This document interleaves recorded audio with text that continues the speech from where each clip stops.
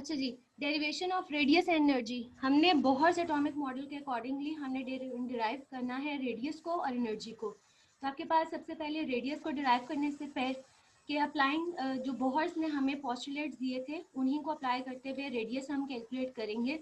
Radius calculate करने से पहले फिगर आपके पास कि सेंटर में न्यूक्लियस है, प्रोटॉन उससे पॉजिटिवली चार्ज है, इलेक्ट्रॉन जो है बाहर रिवॉल्व कर रहा है, टू फोर्सेस एक्ट कर रही हैं। एक है force of attraction according to Coulomb's law.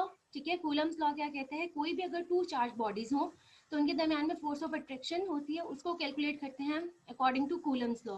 तो चार्ज बॉडीज कौन सी हो गई, एक आपके पास न्यूक्लियस है चार्ज बॉडी, और सेकेंड जो चार्ज बॉडी है वो आपके पास इलेक्ट्रॉन। तो ये दो चार्ज बॉडीज के दरमियान में जो फोर्स ऑफ अट्रैक्शन है अकॉर्डिंग टू कूलम्स लॉ आप उसको कैलकुलेट करते हैं। तो उसका फॉर्मूला आपके पास है इस तरह से कि जेड ई स्क्वायर, यानी कि प्रोटॉन न्यूक्लियस का हो गया चार्ज बॉडी, ये आपके पास electron second charge body 4 pi epsilon r square. ठीक है, ये कूलम्स लॉ है, कूलम्स लॉ के अकॉर्डिंगली इक्वेशन है। ठीक, अब यहाँ पे जेड ई स्क्वायर, ये जो जेड ई स्क्वायर किस तरह से हो गया है, ये पॉजिटिव चार्ज है, ये नेगेटिव, सिर्फ चार्जेस का डिफरेंस है, एक पॉजिटिव वैल्यू है एक नेगेटिव वैल्यू है। ठीक है, दोनों पे चार्जेस होते इक्वल ही हैं, तो इस वजह से यहाँ पे उसका स्क्वायर ले लिया, जेड ई स्क्वायर हो गया, बाकी वैल्यूज ऐसे ही। ये एप्सिलॉन जो है इसको हम कहते हैं वैक्यूम परमिटिविटी, इसकी वैल्यू आपके पास है 8.84 multiply by 10⁻12 coulomb square joule per metre.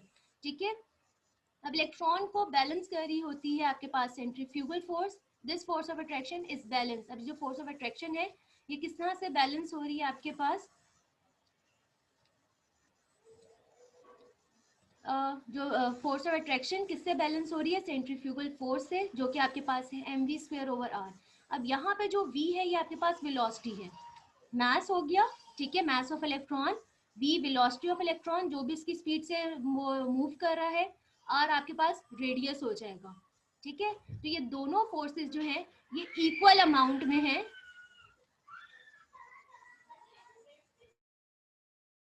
ये दोनों फोर्सेस आपके पास इक्वल अमाउंट में है। ठीक है, इस वजह से ये एक दूसरे को कैंसिल आउट कर रही है। हमने कैलकुलेट जो करना है वो रेडियस है। ठीक है, तो रेडियस को कैलकुलेट करने के लिए आपके पास जो यहाँ पे आर है, आप इस आर को इधर इस साइड पे ले जाएंगे। ठीक है, जब ये आर इस साइड पे आएगा तो ये आपके पास आर और आर स्क्वायर ये कैंसिल होकर आपके पास सिर्फ नीचे की तरफ एक आर रह जाएगा। ठीक है, तो इक्वेशन नंबर 9 आपकी M V square is equal to Z E square over 4 pi epsilon R, ये वैक्यूम परमिटिविटी। अब रीअरेंज करना है क्वेश्चन 9 को, क्योंकि आपने कैलकुलेट जो करना है रेडियस। तो अब यहाँ पे रेडियस आपका यहाँ डिनोमिनेटर में है, आप इसको इस साइड पे लेके जाएंगे तो ये न्यूमिनेटर में आ जाएगा ऊपर। ठीक है, और एम वी स्क्वायर जो है वो इस साइड पे आ जाएगा। तो इस तरह से आपकी इक्वेशन नंबर 10 है। अब अकॉर्डिंग टू इक्वेशन 10 अगर आप इक्वेशन से देखें तो रेडियस जो है अब किस किस के डायरेक्टली और इन्वर्सली प्रोपोर्शन है। ठीक है, तो रेडियस जो है आपके पास वेलोसिटी के इन्वर्सली प्रोपोर्शन, इन्वर्सली प्रोपोर्शन यानी कि अगर जितना ज़्यादा रेडियस ज़्यादा होगा किसी भी ऑर्बिट का, रेडियस ज़्यादा, रेडियस ज़्यादा होने का मतलब है कि अवे फ्रॉम द न्यूक्लियस, जितना न्यूक्लियस से दूर जाता है इलेक्ट्रॉन रेडियस ऑब्वियसली इंक्रीज होता है, और उस टाइम जितना रेडियस मतलब ज़्यादा है, ऑर्बिट दूर जा रहा है, उस ऑर्बिट के अंदर जो इलेक्ट्रॉन मूव करेगा उसकी वेलोसिटी भी कम होती जाएगी। ठीक है, क्योंकि एक दूसरे के क्या है, इन्वर्सली प्रोपोर्शन है। रेडियस और वेलोसिटी का जो रिलेशन है वो इन्वर्स है, जितना ज़्यादा रेडियस होगा इलेक्ट्रॉन जितना दूर होगा न्यूक्लियस से उसकी वेलोसिटी उतनी कम होगी, वो उतनी कम स्पीड के साथ जो है वो मूव कर रहा होता है अपने ऑर्बिट में। उसके बाद आपके पास आ जाता है यहाँ पे according to equation 10 the radius of a moving electron is inversely proportion to the square root of its velocity. It conveys the idea the electron should move faster, यानी फास्ट कब मूव करता है, नियरर द न्यूक्लियस, जितना nucleus के करीब होता है electron उतना फास्ट मूव करता है अपने ऑर्बिट में। ठीक है, स्मॉलर रेडियस होता है। It also tells that if hydrogen atom has many possible orbits, अगर हाइड्रोजन एटम के सपोज कर रहे हैं अगर बहुत सारे ऑर्बिट्स होते, then the promotion of electron to higher orbit, तो इलेक्ट्रॉन अगर लो ऑर्बिट से हाई ऑर्बिट में जाता तो उसकी वेलोसिटी क्या हो जाती, कम होती जाएगी। ठीक है, तो इस इक्वेशन नंबर 10 से हमें ये 2 आइडियाज मिल रहे हैं। उसके बाद हम लोगों ने the determination of velocity of electron is possible while moving in the orbit. अगर हमें वेलोसिटी कैलकुलेट करनी है कि इलेक्ट्रॉन किस वेलोसिटी के साथ मूव कर रहा है हर ऑर्बिट में, क्योंकि हर ऑर्बिट के अंदर वेलोसिटी चेंज है, ठीक है। जितना न्यूक्लियस से करीब होगा उसकी वेलोसिटी उस टाइम पे क्या होगी, ज्यादा है, ठीक है। जितना न्यूक्लियस से अवे ऑर्बिट होगा उस टाइम पे इलेक्ट्रॉन की वेलोसिटी जो है वो कम होगी। तो इस वजह से ऑर्बिट पे डिपेंड करता है, यानी कि ऑर्बिट का डिस्टेंस पे डिपेंड करता है कि वो न्यूक्लियस से कितना करीब है या दूर, उसके अकॉर्डिंगली आपके इलेक्ट्रॉन की वेलोसिटी होती है, ठीक है। तो अगर आपने वेलोसिटी कैलकुलेट करनी है इलेक्ट्रॉन की, तो उसके लिए आपके पास जो इक्वेशन नंबर 10 है, यहाँ से in order to eliminate the factor of velocity from equation 10 we use Bohr's postulate number 4। Bohr का postulate number 4 कल मैंने आप लोगों से कहा था कि बोहर का postulate number 4 जिसके अंदर एंगुलर मोमेंटम को डिस्कस किया गया था, ठीक है। तो वहां से हम दफा मैं आपको फिर से दिखा देती हूँ। यहाँ पे ये electron can revolve only in those orbits having a fix angular momentum, ये बोहर्स का फोर्थ पोस्टुलेट है, बुक के अंदर ये मेंशन नहीं किया हुआ, तो आप लोग यहाँ पे कर लेंगे, फोर्थ पोस्टुलेट है, ठीक है। अब इस फोर्थ पोस्टुलेट में क्या था कि एंगुलर मोमेंटम, ठीक है, एंगुलर मोमेंटम किस पे डिपेंड करता है, क्वांटम नंबर पे, और हम उसको मल्टीप्लाई करते हैं h/2π से। अभी इक्वेशन नंबर 8 को ही हमने यूज करना है वेलोसिटी कैलकुलेट करने के लिए।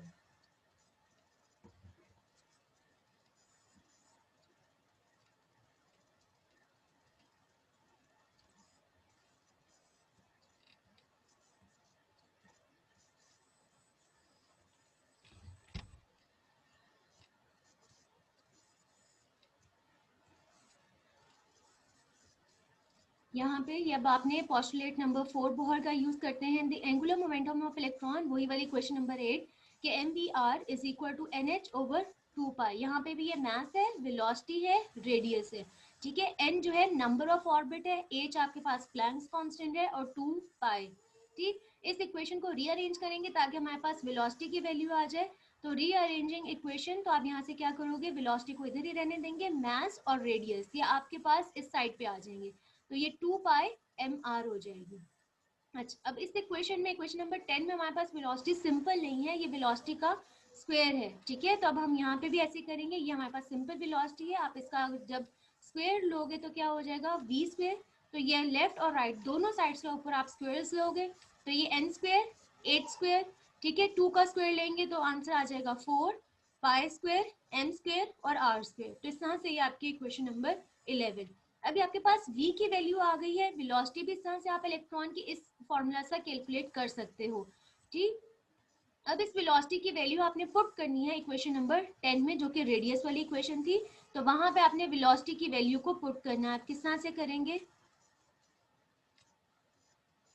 ये आपके पास ये वेलोसिटी की वैल्यू है, ठीक है। वेलोसिटी यहाँ आपके पास डिनोमिनेटर में था क्योंकि रेडियस और वेलोसिटी का इनवर्स रिलेशन था, ठीक। तो अब यहाँ पे क्या होगा, जब आप इसको इनवर्स पे पुट करोगे तो क्या होगा, n स्क्वायर और h से आपके पास डिनोमिनेटर में वैल्यूज आएंगी, ठीक। और ये जो है 4 pi square, m square, r square, ये सब क्या आएगा, न्यूमिनेटर में ऊपर चली जाएंगी वैल्यूज, तो ये आपको ऊपर 4 pi square, m square, r square, इस तरह से आपने ये वेलोसिटी की v स्क्वायर की वैल्यू इक्वेशन नंबर 10 में पुट की।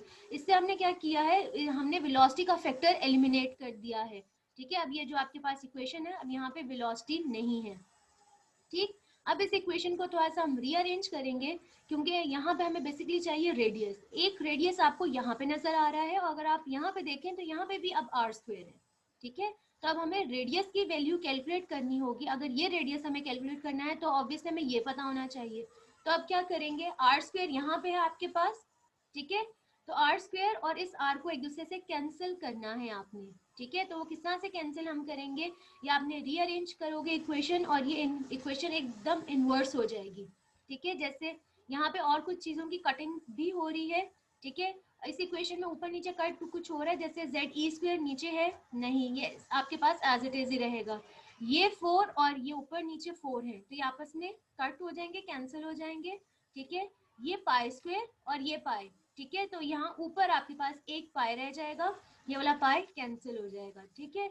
ये m स्क्वायर है और ये आपके पास m है, तो ये भी आपस में कैंसिल होंगे, एक m ऊपर आपके पास रह जाएगा, ठीक है, इस तरह से। और अब r स्क्वायर और r को जब आप रीअरेंज करोगे तो इक्वेशन आपके पास इनवर्स हो जाएगी। ये एप्सिलॉन जो नीचे की तरफ आपको नजर आ रहा है, ये ऊपर चला जाएगा, एप्सिलॉन। अच्छा, 4 भी ऊपर वाले 4 से कट हो गया था, पाई ऊपर वाले पाई से कट हो गया था, पीछे क्या रह गया था, वैक्यूम परमिटिविटी, एन स्क्वायर और एच स्क्वायर, ये आपके पास वैल्यूज आ जाएंगी। अब ऊपर कौन कौन सी वैल्यूज रह गई थी, जेड ई स्क्वायर वो आ जाएगा आपके पास, 4 जो था वो कट हो चुका था, पाई स्क्वायर से ये सिर्फ पाई रह गया था वो आ गया आपके पास, ये एम स्क्वायर से सिर्फ एम रह गया था। ठीक है, तो इस तरह से ये आपने इक्वेशन नंबर इस वाली इक्वेशन को रीअरेंज किया है।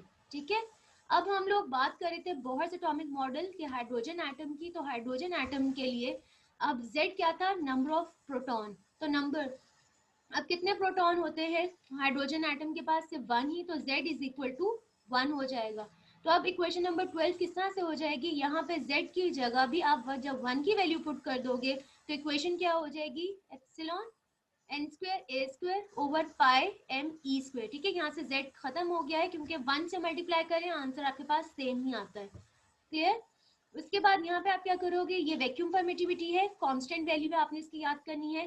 ठीक है, एन स्क्वायर क्योंकि हाइड्रोजन एटम के अंदर एन स्क्वायर आप इसको बाहर ले लो क्योंकि ये चेंज हो सकता है ऑर्बिट, 1 सेकंड थर्ड, आप कौन सा ऑर्बिट का रेडियस कैलकुलेट करना चाहते हो ये वेरी करता है, इस वजह से आप एन स्क्वायर जो है इसकी वैल्यू को बाहर। बाकी एच स्क्वायर प्लैंक्स कांस्टेंट है, ये भी आप अंदर रखेंगे ब्रैकेट में। पाई की वैल्यू भी कांस्टेंट वैल्यू है। मास ऑफ इलेक्ट्रॉन, मास किसी का भी हो, मतलब इलेक्ट्रॉन किसी भी का हो, फर्स्ट ऑर्बिट का हो, सेकंड ऑर्बिट का, हाइड्रोजन गैस हो, नाइट्रोजन गैस, कोई भी इलेक्ट्रॉन उसका मास सेम ही रहता है। ठीक है, मास ऑफ इलेक्ट्रॉन सेम ही है, तो वो भी आपके पास कांस्टेंट आ गया। और ई स्क्वायर जो इलेक्ट्रॉन के ऊपर चार्ज है वो भी सेम रहता है। तो ये ब्रैकेट के अंदर सारे हमने कांस्टेंट वैल्यूज को पुट कर दिया। ठीक है, और एन स्क्वायर जो है यानी कि एन क्या था, नंबर ऑफ ऑर्बिट, क्योंकि ये वेरी करता है फर्स्ट ऑर्बिट का, सेकंड ऑर्बिट का, थर्ड, जिस भी ऑर्बिट का हमने कैलकुलेट करना है, इस वजह से हम इसको बाहर रखेंगे। ब्रैकेट के अंदर हमने सारे वेरिएबल्स को पुट कर दिया है। ठीक है, अब इन सारी वेरिएबल्स की जब आप कैलकुलेट करोगे, वैल्यूज पुट करोगे, वैक्यूम परमिटिविटी की, एच स्क्वायर की, पाई की, एम की, ई स्क्वायर, इन सब की जब आप वैल्यूज पुट करते हैं ना, ब्रैकेट को सॉल्व करते हैं, तो आपके पास आंसर आता है 0.529 मल्टीप्लाई बाय 10⁻⁻10 मीटर। ठीक है, ये ब्रैकेट को जब आप सॉल्व करते हैं तो ये आपके पास ये वैल्यू आती है। ठीक, इसका मतलब है कि अगर हमें किसी भी ऑर्बिट का रेडियस कैलकुलेट करना है तो हम क्या करेंगे, जस्ट ये वाली सारी वैल्यू, इसका आंसर क्या है 0.529, उसको आप मल्टीप्लाई कर दोगे जो भी आपने ऑर्बिट का कैलकुलेट करना है। फॉर एग्जाम्पल अगर आपने फर्स्ट ऑर्बिट के लिए कैलकुलेट करना है तो आप क्या करोगे, 1 का स्क्वायर ले लोगे, 1 का स्क्वायर और मल्टीप्लाई कर दोगे इससे, यानी कि जो फर्स्ट ऑर्बिट का रेडियस है वो कितना है, 0.529 ही रहेगा। अगर आपने सेकंड ऑर्बिट का कैलकुलेट करना है तो आप 2 का स्क्वायर ले लोगे, 4 आ जाएगा, 4 को मल्टीप्लाई करेंगे 0.529 से तो आपके पास सेकंड का ऑर्बिट रेडियस आ जाएगा विच इज 2.11। ठीक है, यहाँ पे 10⁻⁻10 मीटर लिखा हुआ है। ठीक है, अब यहाँ पे देखोगे, यहाँ पे 10⁻⁻10 नहीं लिखा हुआ, रीजन क्या है, ये मीटर के साथ है। अगर आप इसको एंगस्ट्रॉम में कन्वर्ट कर दोगे तो आपको 10⁻⁻10 नहीं लिखना पड़ेगा। ठीक है, ये यूनिट्स को कन्वर्ट किया हुआ है। ठीक है, क्योंकि 10⁻⁻10 meter is equal to 1 angstrom. ठीक है, ये यूनिट्स हैं, तो यहाँ पे अगर आप 10⁻⁻10 नहीं लिखोगे तो फिर आपने यूनिट यूज करना है एंगस्ट्रॉम। ठीक, अगर आपने थर्ड ऑर्बिट का कैलकुलेट करना है तो आप क्या करोगे, यहाँ पे 0.529 को मल्टीप्लाई कर देंगे, 3 का स्क्वायर आप लोगे और उससे मल्टीप्लाई कर दोगे, इस तरह से फोर्थ का और फिफ्थ का। तो आप देखते जा रहे हैं कि जैसे जैसे नंबर ऑफ ऑर्बिट्स बढ़ रहे हैं, फर्स्ट है, सेकंड है, थर्ड है, तो रेडियस भी क्या होता जा रहा है आपके पास, इंक्रीज। 0.529 से 2 हो गया, फिर 4 हो गया, फिर 8 है, फिर 13 है।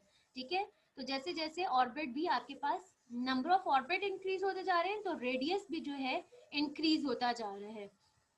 ठीक है, अकॉर्डिंग टू इक्वेशन नंबर 13, ये equation number 13, the radius of hydrogen atom is directly proportional to the square of number of orbit. ठीक है, रेडियस किसके डायरेक्टली प्रोपोर्शनल होता है, square of the number of the orbit, ये जो number of the orbit, so higher orbits have more radii and vice versa, जितने ज्यादा orbits होंगे उतना ज्यादा रेडियाई होगा।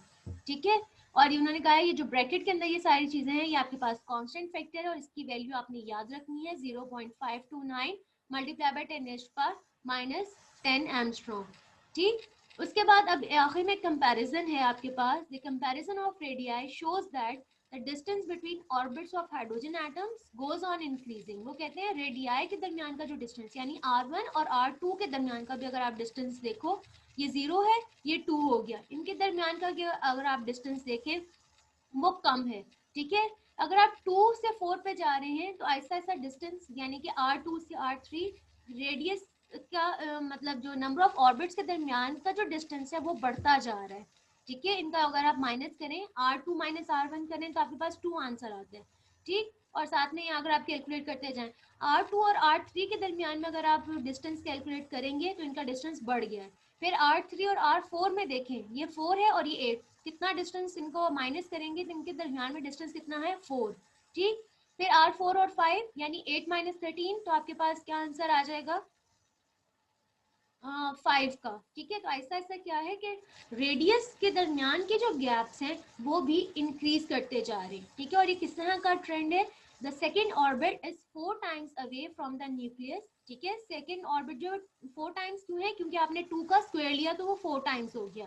थर्ड कितना दूर होगा, 3 का स्क्वायर लेंगे, ठीक है, यानी कि 3 का स्क्वायर क्या हो जाएगा, 9 टाइम्स, ठीक। फोर्थ जो है वो कितना अवे होगा, 4 का स्क्वायर लिया तो आपके पास ये आ जाएगा 16 टाइम्स, ठीक है। इस तरह से आपके पास ऑर्बिट्स जिस तरह बढ़ता है तो रेडियस किस तरह से बढ़ रहा है उनका, क्योंकि स्क्वायर लेते जाते हो तो 2 का हो जाएगा 4 टाइम्स, 3 का स्क्वायर लेंगे तो 9 टाइम्स, 4 का स्क्वायर लेंगे तो 16 टाइम्स, ठीक है। तो इस तरह से ये है, यहाँ पे हम इसको एंड करते हैं। अब आप लोगों के क्वेश्चन आंसर्स